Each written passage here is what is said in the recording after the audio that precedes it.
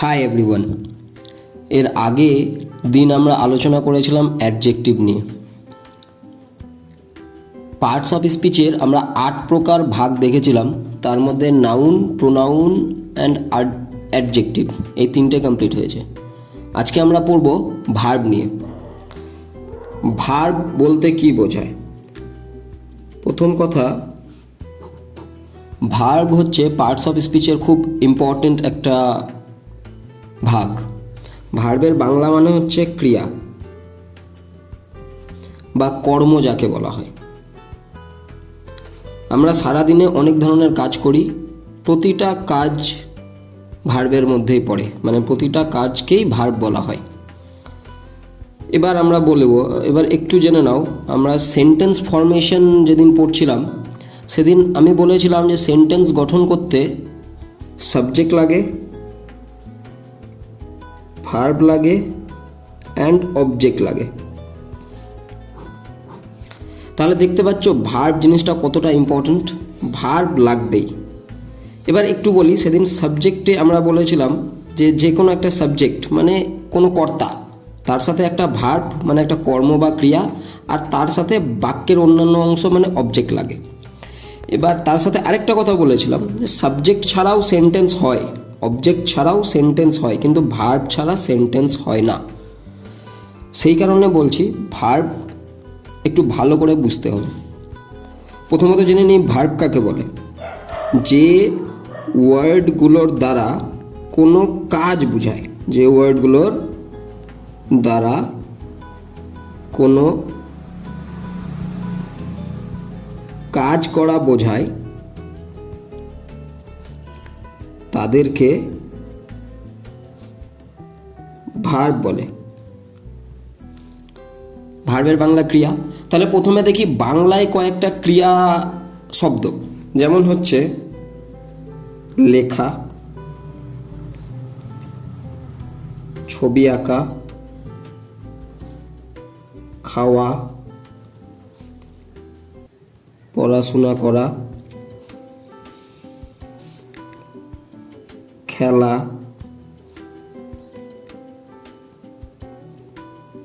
গল্প বলা। তাহলে এগুলো সব হচ্ছে কাজ।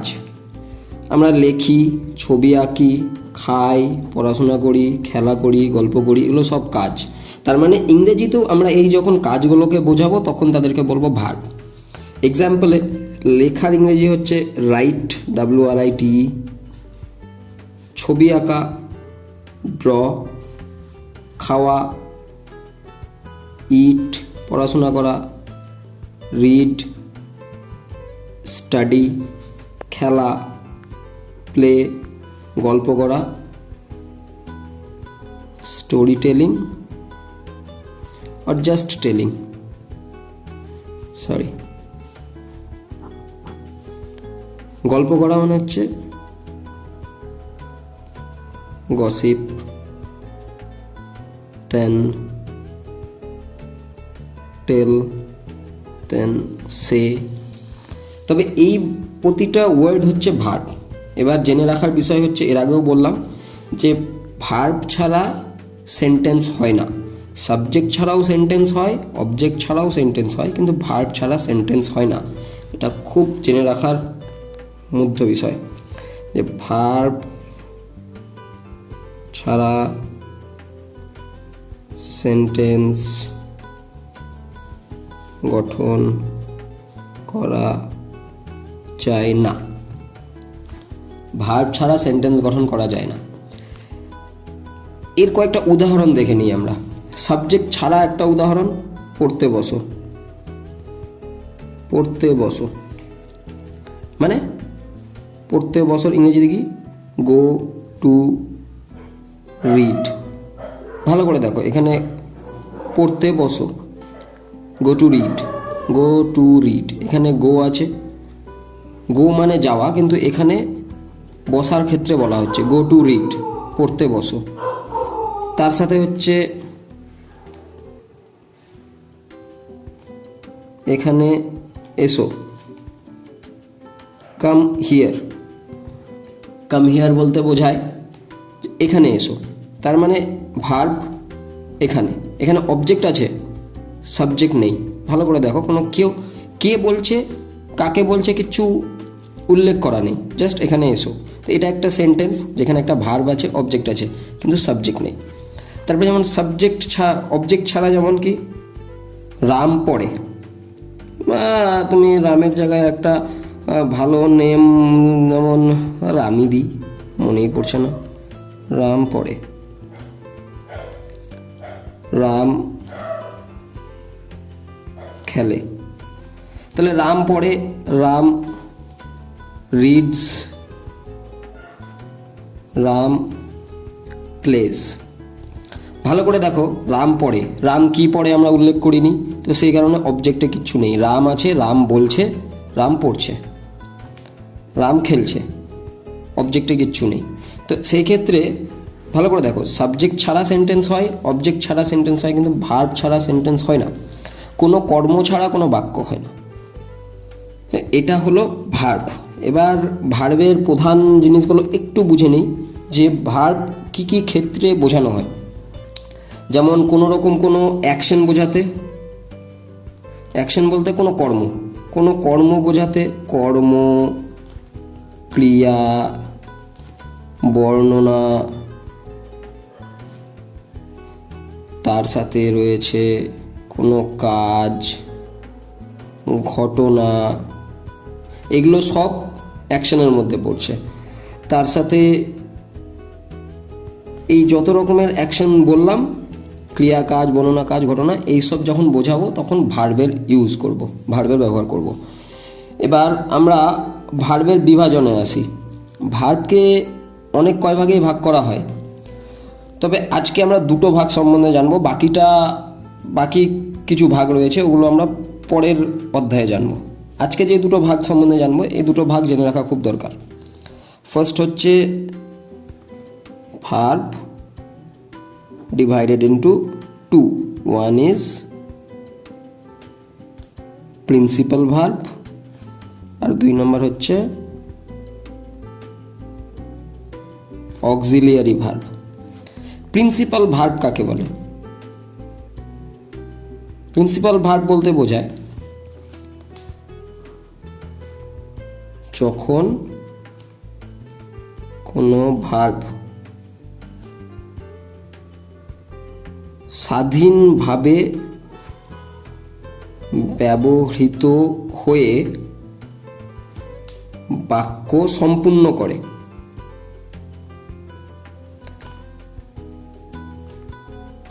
তাকে প্রিন্সিপাল ভার্ব বলে। প্রিন্সিপাল ভার্ব বলে বাক্যে একাই থাকবে। প্রিন্সিপাল ভার্ব হচ্ছে ওই ভার্বগুলো, যে ভার্বগুলো বাক্যে ও একা থেকে বাক্যকে একটা সম্পূর্ণ মানে দেবে। আমি একটা এক্সাম্পল এখানে দিচ্ছি, সেটা হচ্ছে Ram plays cricket. Ram cricket খেলে। দেখো এখানে রাম আছে সাবজেক্ট, প্লেজ একটা ভার্ব আছে, আর একটা ক্রিকেট অবজেক্ট আছে। রাম প্লেজ ক্রিকেট, এখানে একটার বেশি ভার্ব ব্যবহার করা নেই, সেই কারণে এটা হচ্ছে একটা প্রিন্সিপাল ভার্ব। Principal verb. এবার আমরা জানবো অক্সিলিয়ারি ভার্ব। অক্সিলিয়ারি ভার্ব, তাহলে একটা দেখলাম আমরা, যখন ভার্ব স্বাধীনভাবে কাজ করে তাকে বলা হয় প্রিন্সিপাল ভার্ব। অক্সিলিয়ারি ভার্ব কাকে বলবো? যেখানে একের বেশি ভার্ব ব্যবহৃত হবে, বা যখন একটি ভার্ব অপর একটি ভার্বকে সাহায্য করে বাক্যের অর্থ সম্পূর্ণ করবে।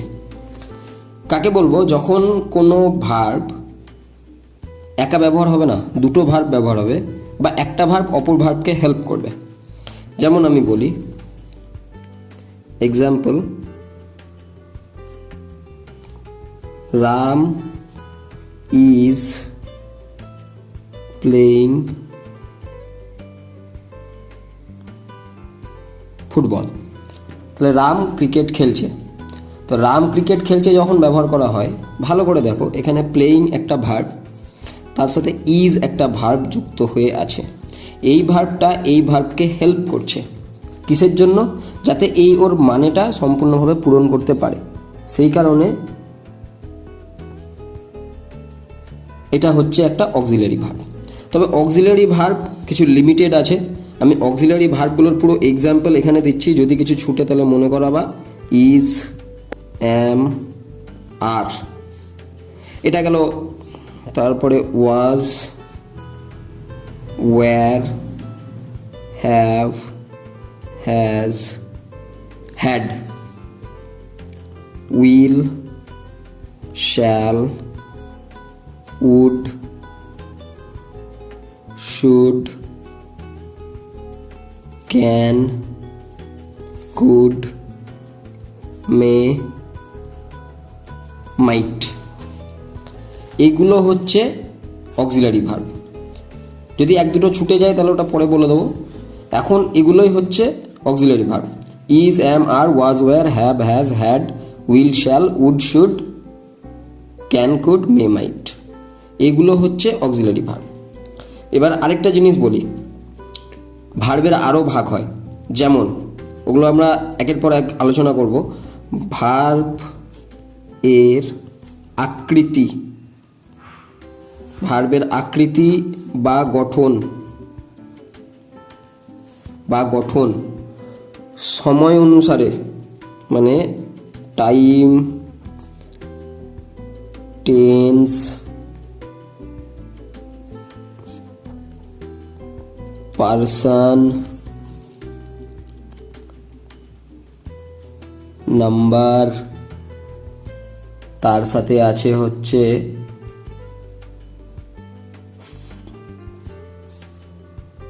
ভয়েস। তাহলে ভার্ব এর আকৃতি বা গঠন এই time, tense, person, number, voice এদের উপর নির্ভর করে পরিবর্তিত হয়। এদের উপর নির্ভর করে পরিবর্তিত হয়। তাহলে আজকে ভার্ব সম্বন্ধে এতটাই আলোচনা থাক। বাকি আলোচনা আমরা এর পরের অধ্যায়ে করব। ভার্ব নিয়ে আলোচনা করব, কারণ ভার্বে অনেক কিছু আছে জানার। যদি কোনো রকম কোনো প্রশ্ন বা সন্দেহ থাকে কমেন্টে অবশ্যই লিখুন। চেষ্টা করব পরের অধ্যায়ে সলিউশন বা সমাধান করে দেওয়ার। ধন্যবাদ দেখার জন্য।